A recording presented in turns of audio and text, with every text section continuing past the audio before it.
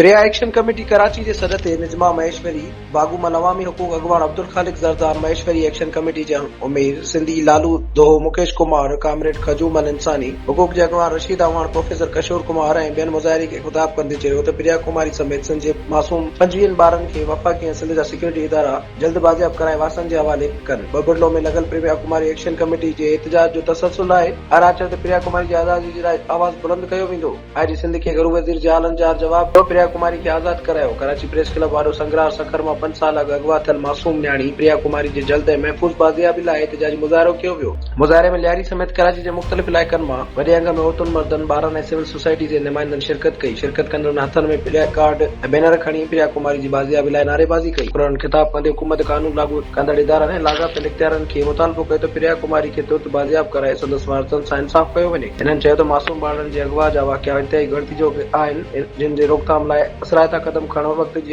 सिर सां कफन ॿियो त संदरो ॿधो कुझु त अॻिते वधो कुझु त अॻिते वधो। सभ खां पहिरीं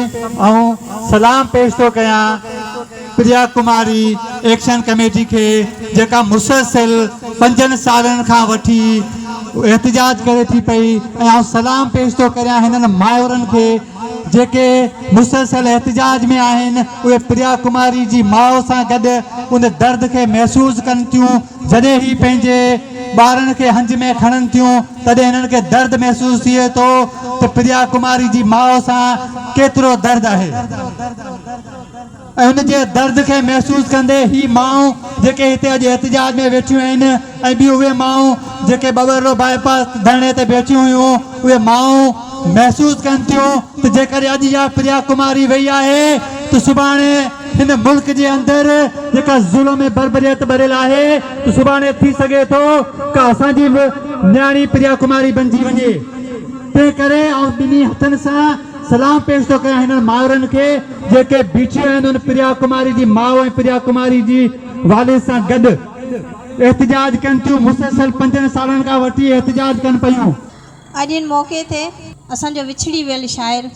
साईं हकीम अरशद साहब जो हिकिड़ो गीत शाइर जेको आहिनि उहे जेके बि ज़ुल्म आहिनि जेके ज़ातियूं आहिनि उन्हनि जी आकासी कंदा आहिनि। असांखे ॿुधाईंदा आहिनि त असां सां ही ज़ुल्म आहिनि। साईं हकीम अरशद बि हिकिड़ो मज़ामती शाइर हुयो जेके तव्हांखे पढ़णु खपे जंहिंजी शाइरी पढ़णु खपे तो केॾी मज़ामत कई आहे पंहिंजी शाइरी में। ज़माना न्या तुंहिंजा दस्तूर साॻिया ज़माना न्या तुंहिंजा दस्तूर साॻिया अॾियो कात साॻिया ऐं मंसूर साॻिया अॾियो कात साॻिया ऐं मंसूर साॻिया ज़माना न्या तुंहिंजा दस्तूर साॻिया ज़माना न्या तुंहिंजा दस्तूर साॻिया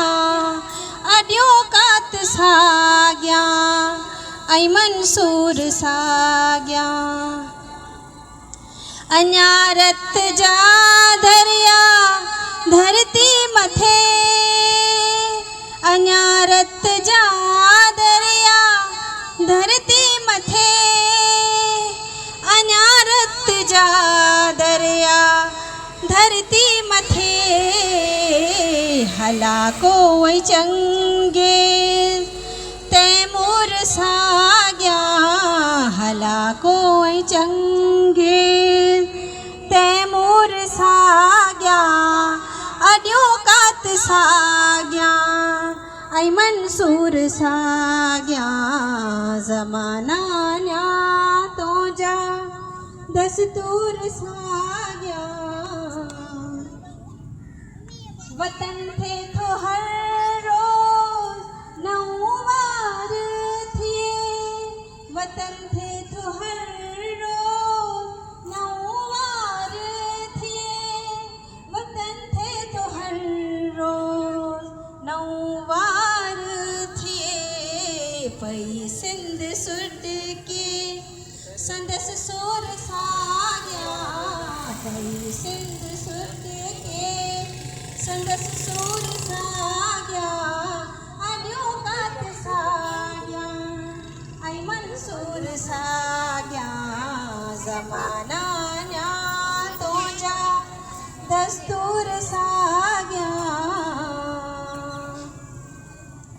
वही वरी में झुड़ फुड़ कारा ककर वरी में झुड़ फुड़ कारा ककर वरी में झुड़ फुड़ कारा ककर इजी जान जाग्या सुतल सूर साग्या जो जान जाग्या सुतल सूर साग्या अड्यो कात साग्या आई मंसूर साग्या जमाना न्या तो जा दस्तूर सा